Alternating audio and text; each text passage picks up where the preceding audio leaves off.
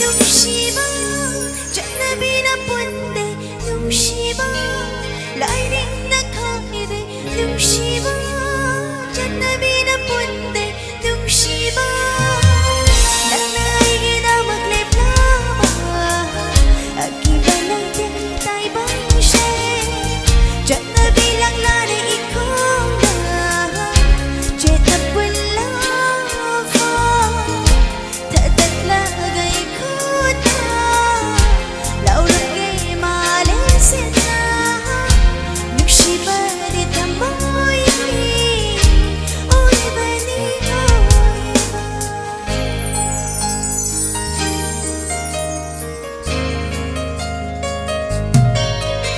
Nungshigi may di may hawlang Tamoy di tinare Nungshigi may di may hawlang Tamoy di tinare At tubo lai din sa di tinadawa Patung yaw ramdan Kay na may siya lang Nadara chinay de Dujaw ay bitamoy na